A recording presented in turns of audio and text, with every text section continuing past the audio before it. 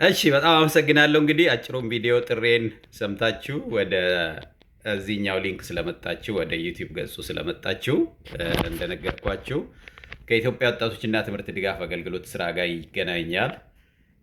እንደዚሁም ደግሞ ቅርብ ቀን ምናልባት አይታችሁ ከሆነ በየስ ኢትዮጵያ የኢንቨስትመንት ግሩፕ የአግሪካልቸር ሊደርሽፕ ኢንቨስትመንት ግሩፕ ስልጠና ጀምረን ነበረ። ፐርሰናል ዴቨሎፕመንት ትሬኒንግ ማለት ነው እና ይሄ ስልጠና በጣም እስከ ዛሬ ድረስ እንዲሰጥ የምመኘው ስልጠና ነው።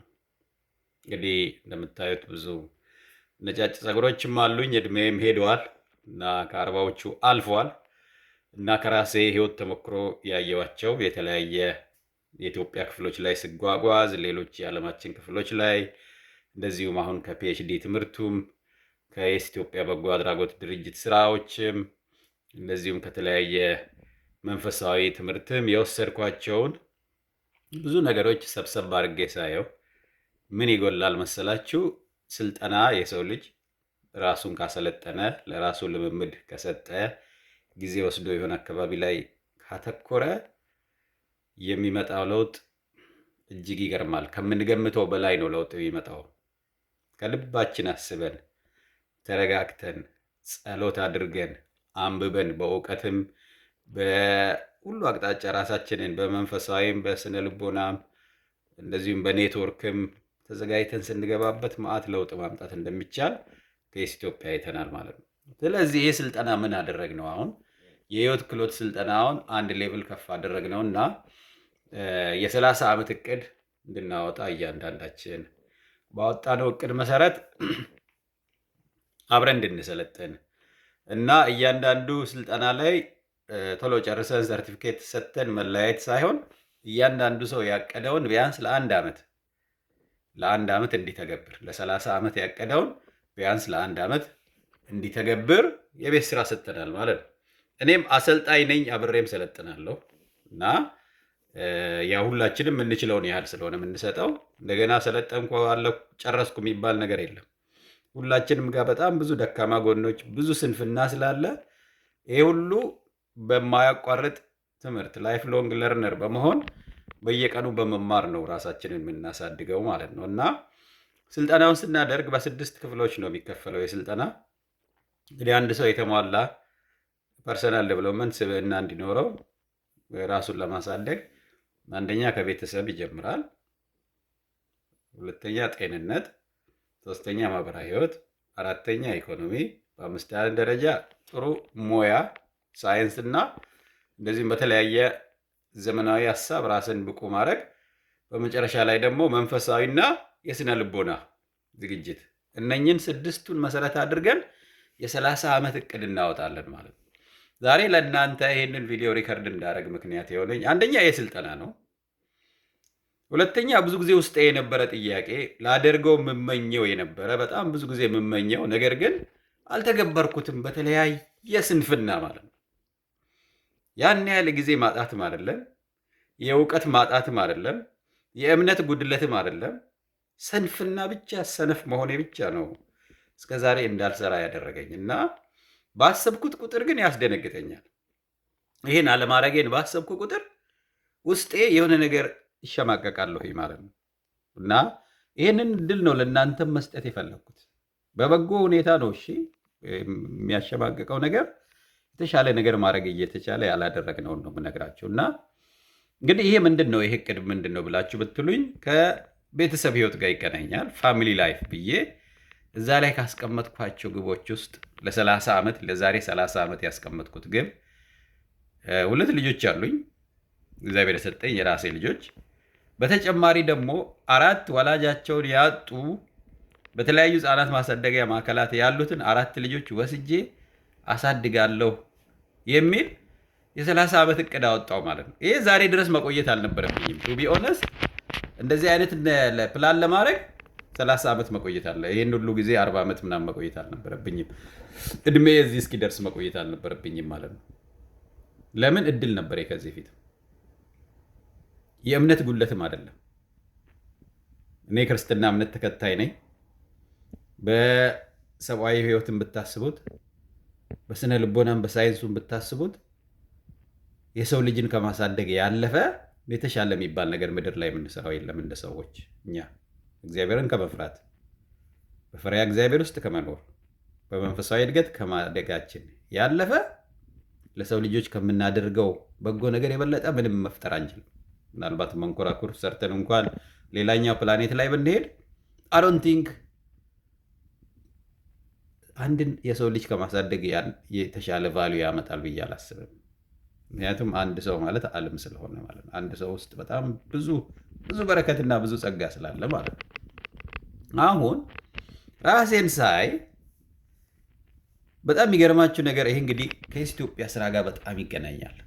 ይህን ቲሸርት በለበስኩ ቁጥር ሁሌ ጠዋት ትዝ የሚለኝ የኢትዮጵያ ላይ ልሰራቸው ፈልጌ የጀመርኳቸው ስራዎች ብዛትና እያንዳንዱ ስራ ምን ያህል ቫሊዩ እንዳለው ነው። በተለይ ከነኚህ እናትና አባት ከሌላቸው ህፃናት ጋር ይያያዛል።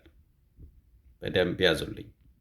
እናትና አባታቸውን ያላገኙ ህፃናት፣ እነሱን ያጡ ህፃናት በአካባቢያችን በተለያዩ ቦታ ኢትዮጵያ ውስጥ ለምሳሌ ሐዋሳ ውስጥ የኢትዮጵያን ከጀመርኩ በኋላ ነው ያወቅኩት።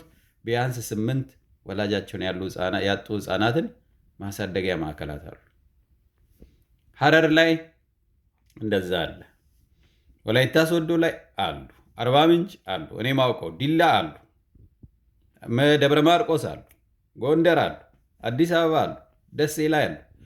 ነገር ግን ጎልቶ ሲነገርና አጀንዳ ሲሆን አላይም። በጣም በሚገርም ሁኔታ እኔ ራሴ ችላ እያረኩ እየጀመርኩ ስለቀው ያዝ ለቀቅ ሳደርግ ተከታታይ ትኩረት ሰጥቼ እነኝህን ህፃናት የተወሰነ ነገር እንደ ራሴ ልጅ እንኳን ባላደርግ ለነሱ በሳምንት እንኳን 30 ደቂቃ መስጠት ያቃተኝ ጉዳይ ሳስበው በጣም ያሳንሰኛል። ሰልፍ ሪስፔክት ለራሴ የምሰጠውን ክብር ነው የሚያሳንሰው። ሌሎች ነገሮች ላይ ምን ያህል ትኩረት እንደማድረግ እያየሁኝ ወላጆቻቸውን አጥተው እባካችሁ አሳድጉኝ የሚሉ ህፃናት ያሉበትን ኢንቫይሮንመንት አይቼ ተመልሼ እነኛን ልጆች የመርሳት ሜንታል አቅም መኖሩ ሳስበው ያሸማቅቀኛል። በጣም ነው የሚያሳዝነኝ። በጣም አዝናለሁ ይህ መሆን በመቻሉ። ሌላ ስቶሪ ልንገራችሁ። ዴንማርክ እንደምታውቁት ትምህርት ማስተርስ ዴንማርክ ሀገር ነው የተማርኩት እና የመጀመሪያ ልጄና ባለቤቴም አብሮኝ ወደ ዴንማርክ መጥተው ነበረ።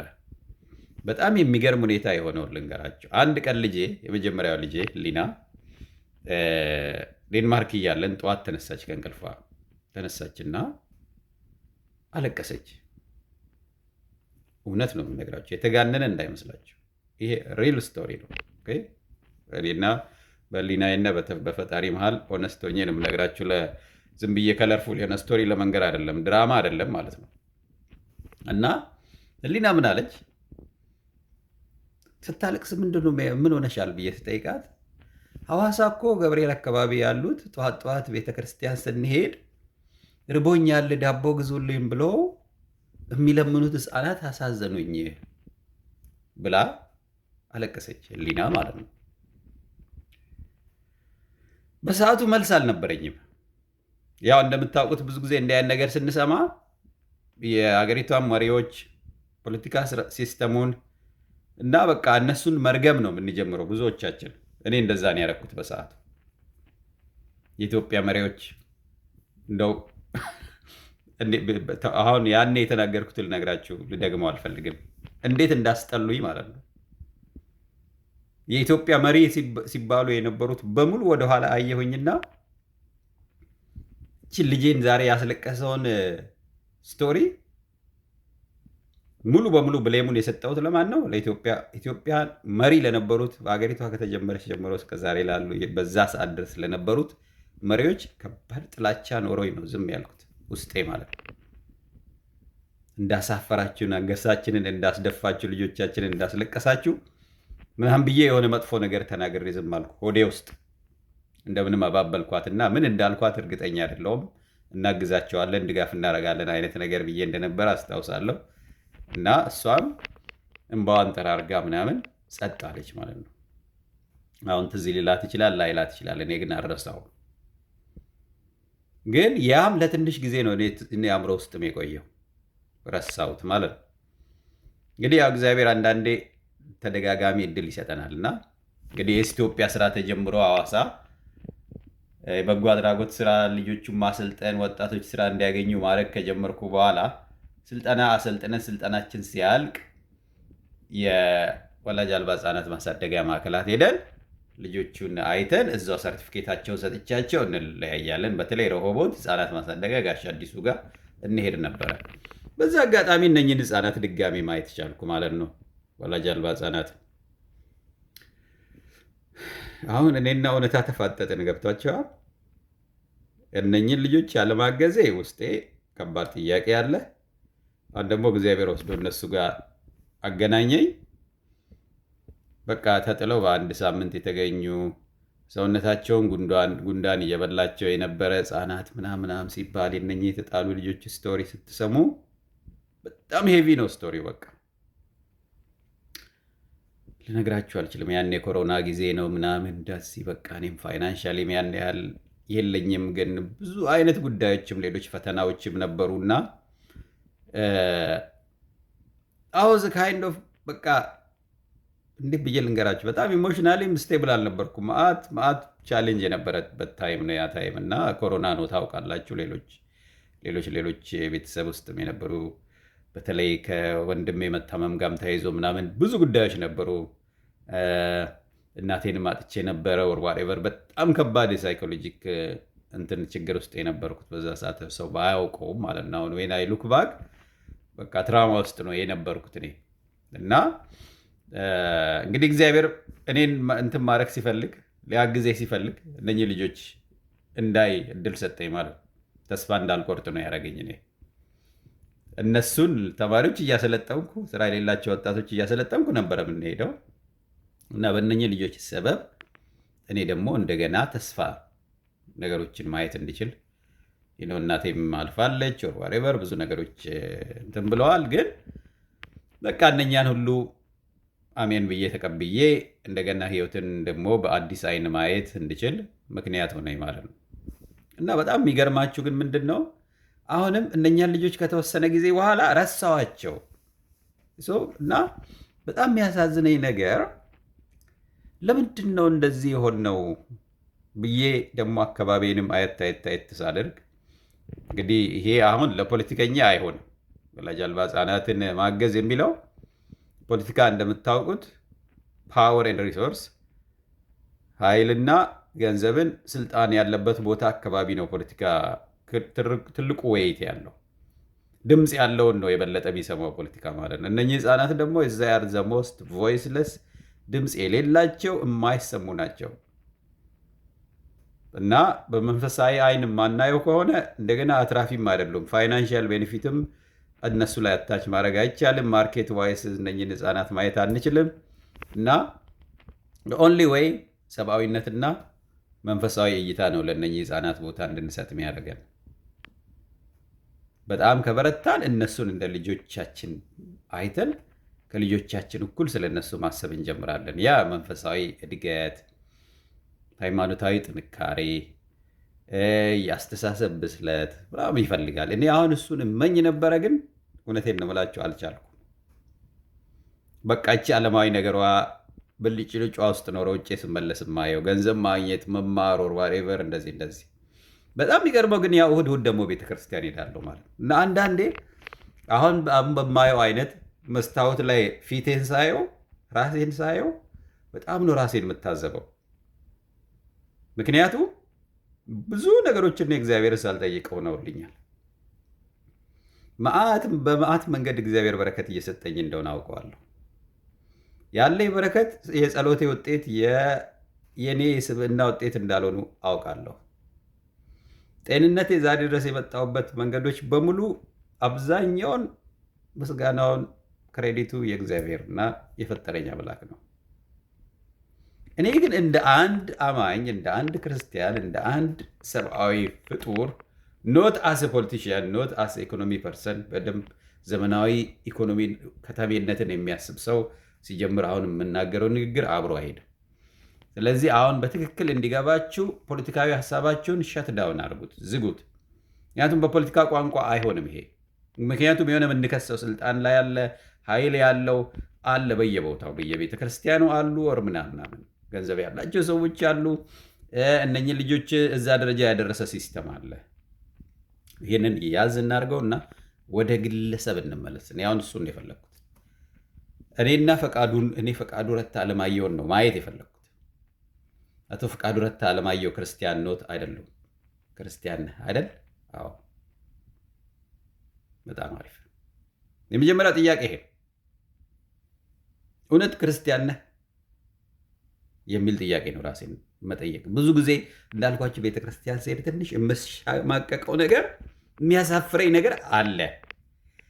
በደሎች፣ ድሮ የሰራቸውን ኃጢአቶች ኦርባሬ በርሱም በንስሐ በእግዚአብሔር ጋር ወድቀህ ከልብ አዝነህ ያስቀየምከውን ነገር ያው 95ቱን እኛ የምናውቀው ሰው ማያውቀው መዓት ኃጢአት መዓት ወንጀል እጃችን ላይ ብዙዎቻችን ጋር ስላለ ማለት ነው። በመንፈሳዊ ዓይን ካየን ኃጢአቱን በንስሐ ትታጠባለህ። ምን ትላለህ? በየቀኑ የምትሰራውን ኃጢአት ግን ቀላል አይደለም። ለእኔ ኃጢአቱ ምንድን ነው?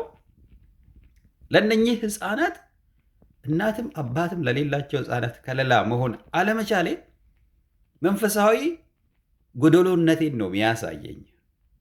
ሰብአዊ ክፍተቱን ነው የሚያሳየኝ። በተለይ አሁን ይህን እንድል ያስገደደኝን አንድ ቪዲዮ ላሳያችሁ።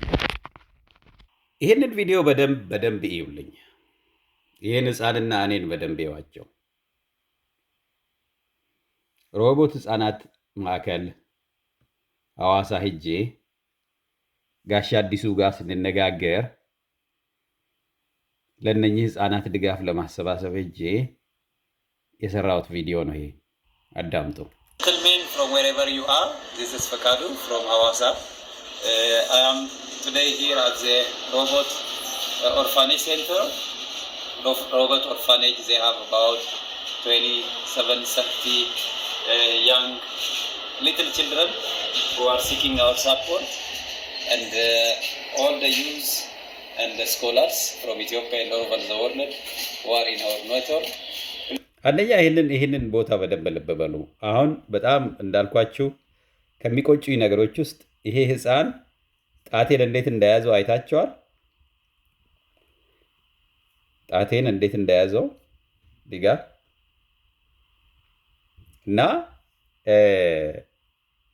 እኔ ውስጥ የሆነ ነገር መልእክት ማስተላለፍ እንደፈለገ አሁን አንደርስታንድ እያደረኩ ያለሁት ኦኬ። እና ለምንድን ነው ይሄን ህፃን የረሳሁት ነው? ለምንድን ነው ያላገዝኩት? ለምንድን ነው አዶፕት ያላረኩት? ለምሳሌ በልጆቼ አይን ላየው ያልቻልኩት ለምንድን ነው? እዚህ ጋር ነው መንፈሳዊ ክፍተት። እውነት እኔ አማኝ ነኝ ወይ ክርስቲያን ነኝ ወይ? ስለምንድን ነው ክርስቲያን የተባልኩት የሚለውን ጥያቄ እየጠየቅኩ ራሴን የምታዘበውና ራሴ ላይ ካይንድ ኦፍ ሂስ ማነሳው ማለት ነው። Please join us in helping these children and in fulfilling the basic necessities needed. Of course, they are in a very good hands, but still we need to support them to have lasting income and lasting development for these beautiful children. You see this baby now, he is like really happy to have me here. I wish I come and visit him every day. So the young people in Hawassa, the young... You see, it's not about visit. አሁን እዚህ ጋር ነው የውላችሁ ሄዶ መጎብኘት አይደለም ጉዳዩ።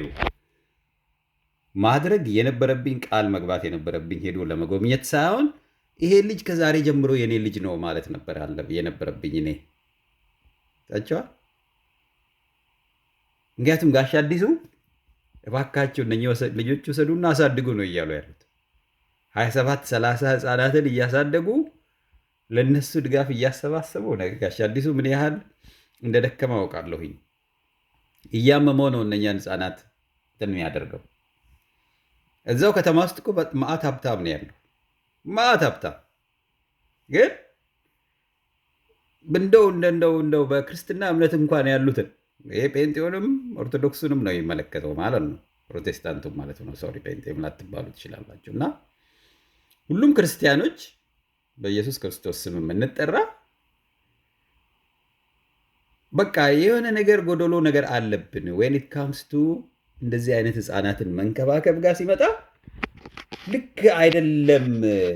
ቤተክርስቲያን አካባቢ የምንሰማው ነገር ብዙ ጊዜ ገንዘብ ኢንቨስት የሚደረገው ህንፃ ላይ ምናምን እንደዚህ የእግዚአብሔር ቤተ መቅደስ የሰው ልጅ የሚለውን በጣም የሳተና ገንዘብን የተከተለ አትራፊ የሆኑ ቦታዎች ላይ ትልልቅ ህንፃዎች መገንባት ምናምን ብሎኬትና አሸዋና ሲሚንቶ ነው ኢንቨስት እያደረግን ያለ ነው እንትናችንን። እነኚህ ህፃናት ግን አንደኛ እናትነትና አባትነትን አጥተዋል። መንፈሳዊ እድገት እያገኙ አይደሉም። አጠገባቸው ግን በጣም ትልልቅ ህንፃዎች ሰርተን ሚሊዮኖች አውጥተን እኛ እንትን እናደርጋለን። ኦልሞስት መንግስተ ሰማያትን በገንዘብ እንደ መግዛት አይነት ነው እያደረግን ያለነው ነገር ማለት ነው። ለዚህ ነው የምታዘበው አቶ ፍቃዱ ረታ አለማየሁን። እኔ ቤተክርስቲያንን መታዘብ ወር ምናምን አይደለም። እኔ ራሴ የትልልቆቹ ቤተክርስቲያኖች ምሳሌ ነኝ። እኔም ራሴ ገንዘብ ነው እየሰበሰብኩ ያለሁት። እኔም ራሴ ስግብግብነቱ መስመር ላይ ነው የተሰለፍኩት እና ማንንም እዚህ ጋር ጣት የምጠቁመው ነገር የለኝም። እኔ ራሴ በቃ ነገርኳችሁ። በቃ እንደ አንድ ክርስቲያን እንደ ፖለቲካ ሰው ወይም እንደ ኢኮኖሚ እንደ ዘመናዊ ሰው የእነኚህ ልጆች ጉዳይ የኔ አይደለም፣ የወለዱ ሰዎች ኃላፊነት ነው። እንደ ክርስቲያን ግን እንደ አንድ ሰብአዊ ሰው ግን እንደ አንድ እንደ ተማረ ኢትዮጵያዊ ግን ያን ኃላፊነት ወደ ሌላ ሰው ማሸሽ አልችልም ማለት ነው። ስለዚህ ምንድን ነው እያልከን ያለው ብትሉኝ ምን እንፍጠር ልትሉኝ ትችላላችሁ። አሁን ምን እንድታደርጉ ነው ፈልገው? አንደኛ ነገር እነኚህን ልጆች የኔ ልጆች የእኛ ልጆች ማለት መጀመር አለብን። አንድ የትኛውም እምነት ተከታይ ብትሆኑ፣ የትኛውም ፖለቲካ ደጋፊ ብትሆኑ፣ ከየትኛውም ብሔር ብትመጡ ልጅ ካላችሁ በተለይ እምነት ከኖራችሁ በእግዚአብሔር የምታምኑ ከሆነ ይሄ እስልምናንም ክርስትና እምነት ተከታዮችንም ይመለከታል። ሁለታችንንም እኩል ነው ይመለከተን ሁላችንም። ወይም ደግሞ ሰብአዊነትን የምታምኑ የግድ አማኝ ላትሆኑ ትችላላችሁ። ምናልባት በሬጉላር የሃይማኖት እንትን ውስጥ የሌለ ሰው ሊኖር ይችላል። ስለዚህ አሁን ያደጉት ሀገሮች ላይ በሚገጥመን አይነት ማለት ነው እና ይሄ በግለሰብ ደረጃ ብንወስደው ኃላፊነት ነው። ቤተክርስቲያን ምን ታድርግ ምን ያድርግ ዋሬቨር የሚለው እሱ ተውት። ያ አይደለም አጀንዳዬ። የኔ አይነት ሰዎች ልጆች ያለን ስራ ያለን ቤተሰብ ያለን ሰዎች ቤተክርስቲያን እየሄድን ወይም መስጊድ እየሄድን ጸሎት የምናደርግ ሰዎች ትልቅ ግን የቤት ስራችንን ትተን ነው አደራ የተባልነውን የእግዚአብሔርን ቤተ መቅደስ የእኛን ድጋፍ የሚፈልጉትን እነኚህን ህፃናት ትተን ነው እየመጣን ያለ ነው። ገንዘብ በጣም ብዙ የሚያማምሩ በልጭልጭ ነገሮች በብር ሰብስበን አልወር ምናምን። እነኚህ ህፃናት ጸሎታችን አካባቢ የሉም።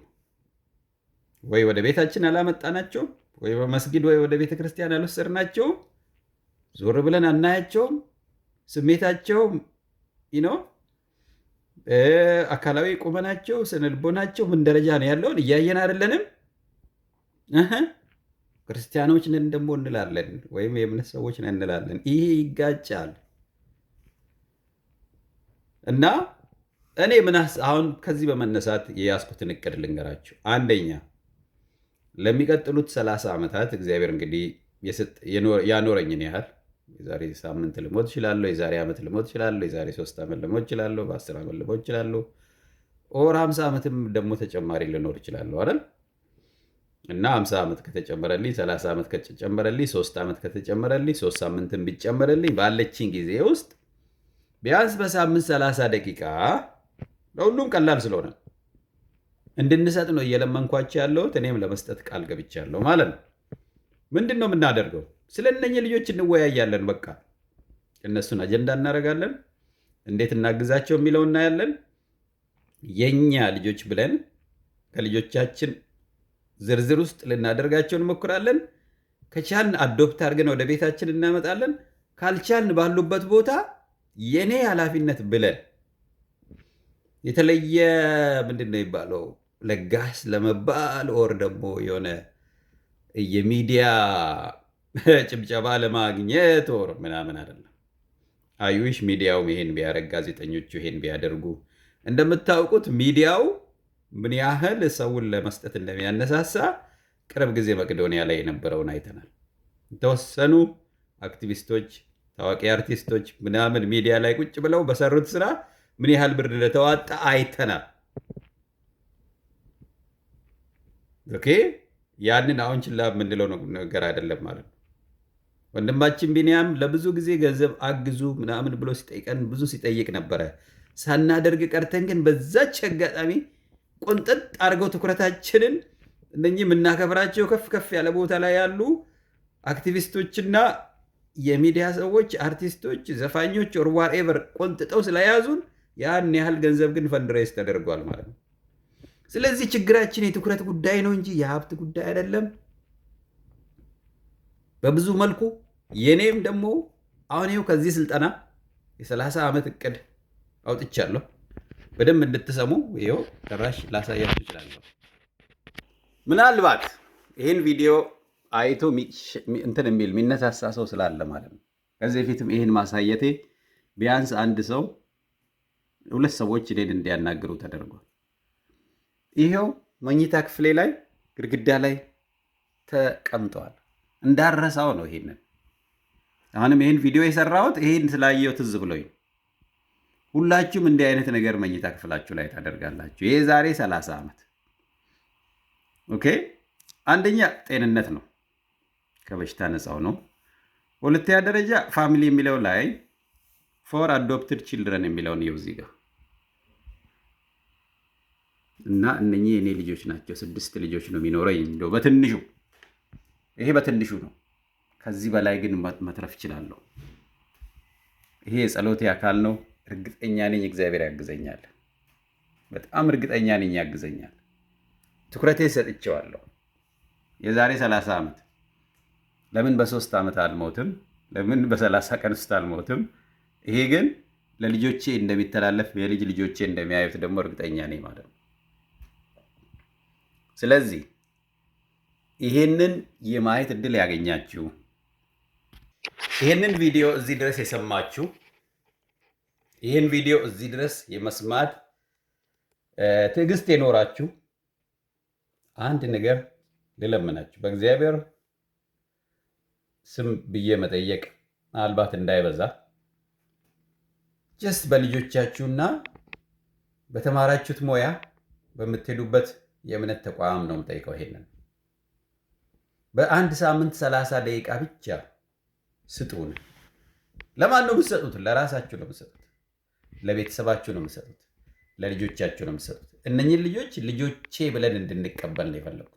አሁን ቪዲዮ ላይ ያያችሁትን ሕፃን አይነት የኔ ልጆች ብለን የልጆቻችን አካል አድርገናቸው ብቻ ለቤታችን አምጥተን ካልቻልን ባሉበት ቦታ እነኝህን ወላጅ አልባ ማዕከላትን በማገዝ አብረን እንስራ። እንዴት በሉኝ። ያሰብኩት ስራዎች አሉ። አንደኛ በማወቅ እንጀምር። ኢትዮጵያ ውስጥ ስንት ወላጅ የሌላቸው ህፃናት ማዕከሎች አሉ? ሴንሰስ እንስራ፣ ማፕ እናርገው፣ እንመዝግብ፣ ዳታቤዝ እናዘጋጅ። አንድ በስም ደረጃ እንወቃቸው። በቃ ሐዋሳ ለምሳሌ 8 አካባቢ እንዳሉ አውቃለሁ። ዲላ አንድ ማወቅ እችላለሁ ችያለሁኝ። ሐረር አንድ አለ፣ ድሬዳዋም አለ ብለውኛል። አዲስ አበባ ብዙ አሉ። ማፕ በማድረግ ሴንሰስ በማድረግ እንጀምራለን። ኦርፋኔጅ አድቮኬሲ፣ ኦርፋንስ ሰፖርት የተለያየ ስም ሰጥተነው ዌብሳይት ይኖራል። ሁሉንም ሴንሰስ እናደርጋለን። ኦኬ፣ ቀስ በቀስ እነኚህ ወላጅ የሌላቸው ህፃናት አንዳንዶቻቸው ካደጉ በኋላ ለጉዲፈቻ ሌላ ሀገር ሄደው እናት አባታቸውን ቤተሰባቸውን ይፈልጓሉ። በነገራችን ላይ ማፕ እናደርጋለን አሁን ያሉትን። ሁለተኛ ነገር ፈቃደኛ ሆነው ወደፊት የሚመጡ ካሉ በወላጅ አልባ ህፃናት ማዕከል ውስጥ ያደጉትን ልጆችም ትልልቅ ሰዎችም ወደዚህ ውስጥ እናስገባለን። በሶስተኛ ደረጃ ማህበረሰብ ግንዛቤ ማንቂያ ስራዎች እንሰራለን። ኢንዘሚን ታይም ልጆች አዶፕት ማድረግ ለሚፈልጉት ኢትዮጵያ ውስጥ ላሉ ለምናምናቸው በኢትዮጵያ ሕግ መሰረት ልጆችን ማሳደግ ለሚፈልጉ ኢትዮጵያውያን ልጅ እንዲያገኙ አዶፕት እንዲያደርጉ እናደርጋለን። እኔም አዶፕት አደርጋለሁ። እንግዲህ ቃል ገብቻለሁ። እግዚአብሔር ያግዘኛል። ጸሎት ያካል ሆኗል። ይሄ ለብዙ ጊዜ ስመኘው የነበረ ነው። ለጊዜው ግን ማዕከሎቹን በማገዝ ነው የምጀምረው።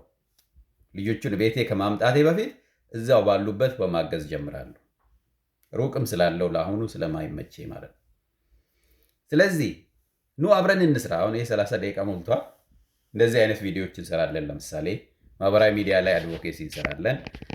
ዩኒቨርሲቲዎች እንደዚህ የትምህርት ተቋማት ጋር ሄደን በጎ አድራጎት እንዲሰሩ እናደርጋለን። ምክንያቱም በጣም ብዙ በጎ አድራጎት የሚሰሩ ስራዎች አሉ ማለት ነው። ይህም በኢትዮጵያ ስም ነው የምጠይቃችሁ። እንደ አንድ ኢትዮጵያዊ ሰው ሆኜ ጠይቃችኋለሁ። እንደዚሁም ደግሞ እንደ አንድ ክርስቲያን እግዚአብሔርን እንደሚያምን ኢትዮጵያዊ ሆኜ ጠይቃችኋለሁ።